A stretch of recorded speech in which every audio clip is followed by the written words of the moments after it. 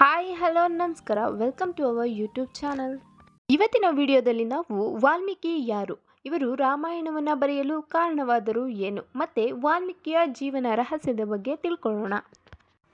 ಪ್ರಚೇತಸ ಎಂಬ ಋಷಿಯ ಮಗ ರತ್ನಾಕರ. ಇವನು ಸಜ್ಜನನಾಗಿದ್ದುಕೊಂಡು ಪೂಜಾ ಪಾಠ ಯಜ್ಞ ಅವಣಗಳಲ್ಲಿ ತೊಡಗಿಸಿಕೊಂಡಿದ್ದನು. ಅವನ ಮಡದಿಯೂ ಸಹ ಅವನಂತೆ ದೈವಭಕ್ತಿಯಾಗಿದ್ದಳು. ಅವನಿಗೆ ಪ್ರತಿ ಕೆಲಸದಲ್ಲೂ ಸಹಾಯ ಮಾಡ್ತಾ ಇರ್ತಾಳೆ. ಅವಳ ಜೀವನ ಸುಖಕರವಾಗಿ ಸಾಗ್ತಾ ಇತ್ತು. ಆದರೆ ಅವರಿದ್ದ ಪ್ರದೇಶದಲ್ಲಿ ಭೀಕರ ಬರಗಾಲ ಬಂದು ಅವರ ಬದುಕು ಸಾಗಿಸುವುದು ದುಸ್ತರವಾಯಿತು. ಆಗ ರತ್ನಾಕರ ತನ್ನ ಹೆಂಡತಿ ಮಕ್ಕಳನ್ನ ಕರೆದುಕೊಂಡು ಆ ಜಾಗವನ್ನ ಬಿಟ್ಟು ದೂರ ಬಂದನು.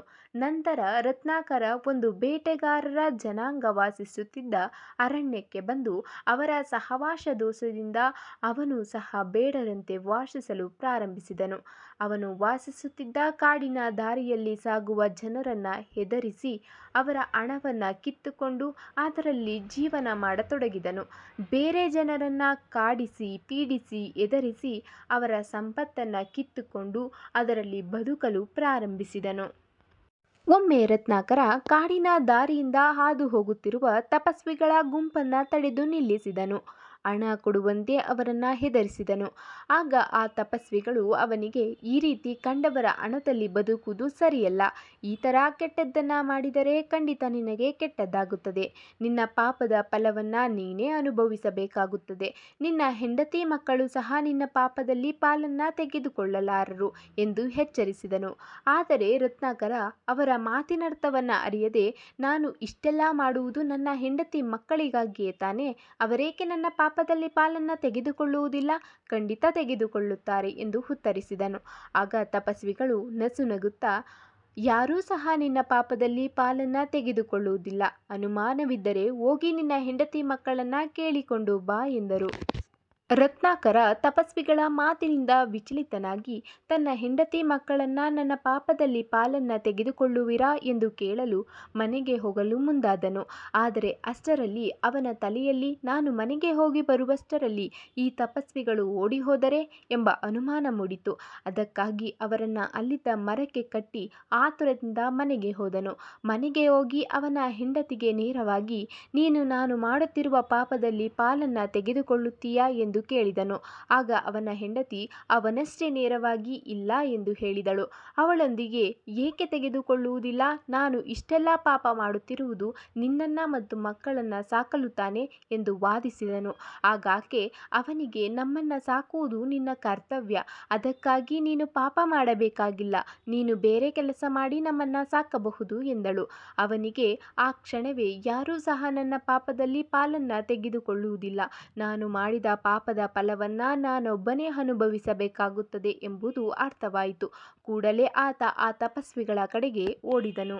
ರತ್ನಾಕರ ಆ ತಪಸ್ವಿಗಳ ಕಡೆಗೆ ಓಡುತ್ತಾ ಹೋಗಿ ಅವರ ಕಟ್ಟುಗಳನ್ನು ಬಿಚ್ಚಿದನು. ಕೂಡಲೇ ಅವರ ಕಾಲಿಗೆ ಅಡ್ಡ ಬಿದ್ದು, ನನ್ನ ಹೆಂಡತಿ ಮಕ್ಕಳು ನಾನು ಮಾಡಿದ ಪಾಪದಲ್ಲಿ ಪಾಲನ್ನು ತೆಗೆದುಕೊಳ್ಳಲು ತಯಾರಿಲ್ಲ, ಹೇಗಾದರೂ ಮಾಡಿ ನನ್ನನ್ನು ಕಾಪಾಡಿ ಎಂದು ಬೇಡಿಕೊಂಡನು. ಆಗ ಆ ತಪಸ್ವಿಗಳು ಅವನಿಗೆ, ನೀನು ಈ ಮರದ ಕೆಳಗೆ ಕುಳಿತು ರಾಮನಾಮವನ್ನು ಜಪಿಸು, ನಿನ್ನೆಲ್ಲ ಪಾಪ ಪರಿಹಾರವಾಗುತ್ತದೆ ಎಂದೇಳಿ ಹೋದರು. ನಂತರ ರತ್ನಾಕರ ಆ ಮರದ ಕೆಳಗೆ ಕುಳಿತು ರಾಮನಾಮ ಜಪಿಸಲು ಪ್ರಾರಂಭಿಸಿದನು. ಆದರೆ ಅವನು ಮಾಡಿದ ಘೋರ ಪಾಪದಿಂದಾಗಿ ರಾಮನಾಮ ಅವನ ನಾಲಿಗೆಯಿಂದ ಹೊರಬರಲಿಲ್ಲ. ಅವನು ಎಷ್ಟೋ ದಿನಗಳ ಕಾಲ ಮರ ಮರ ಎಂದು ಜಪಿಸಿದನು. ನಂತರ ಅವನ ಪಾಪದ ಪ್ರಾಯಶ್ಚಿತ್ತವಾಗುತ್ತಿದ್ದಂತೆ ಅವನ ಬಾಯಿಂದ ರಾಮನಾಮ ಹೊರಬಂತು. ಅವನು ರಾಮ ರಾಮ ಎಂದು ಜಪಿಸಲು ಪ್ರಾರಂಭಿಸಿದನು. ಅವನು ಹಾಗೆ ರಾಮನಾಮವನ್ನು ಜಪಿಸುತ್ತಾ ಅದೇ ಮರದ ಕೆಳಗೆ ಕುಳಿತನು.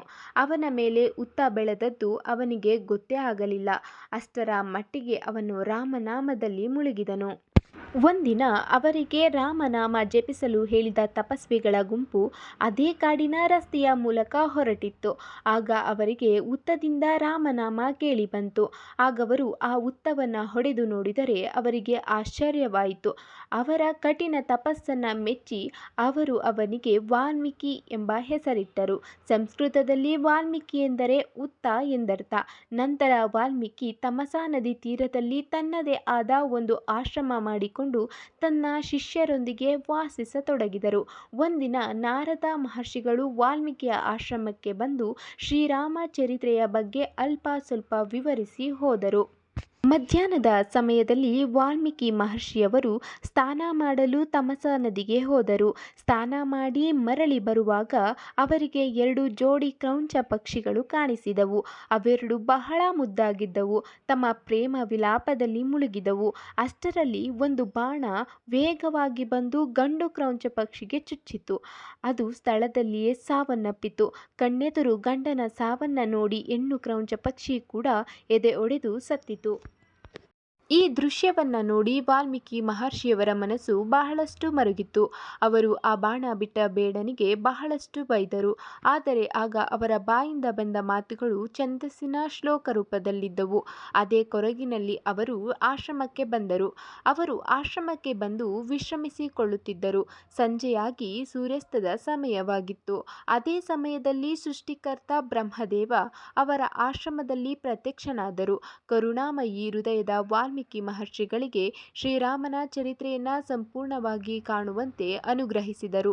ಅನಂತರ ಮಹರ್ಷಿ ವಾಲ್ಮೀಕಿಗಳು ಶ್ರೀರಾಮನ ಚರಿತ್ರೆಯನ್ನ ರಾಮಾಯಣ ಎಂಬ ಹೆಸರಿನಿಂದ ಕಾವ್ಯರೂಪದಲ್ಲಿ ರಚಿಸಿದರು. ಅದು ಸಂಸ್ಕೃತದ ಮೊದಲ ಕಾವ್ಯವಾಯಿತು. ಅದಕ್ಕಾಗಿ ರಾಮಾಯಣವನ್ನ ಆದಿಕಾವ್ಯ ಹಾಗೂ ವಾಲ್ಮೀಕಿ ಮಹರ್ಷಿಯವರನ್ನ ಆದಿಕವಿ ಎಂದು ಕರೆಯಲಾಗುತ್ತದೆ. ವಾಲ್ಮೀಕಿ ಮಹರ್ಷಿಗಳು ರಾಮಾಯಣ ಕಾಲದಲ್ಲಿದ್ದುಕೊಂಡೇ ರಾಮಾಯಣವನ್ನ ಬರೆದರು ಎಂಬುದು ವಿಶೇಷ. ಇದಿಷ್ಟು ಮಹರ್ಷಿ ವಾಲ್ಮೀಕಿಯವರ ಸಣ್ಣ ಜೀವನ ಕಥೆಯಾಗಿತ್ತು.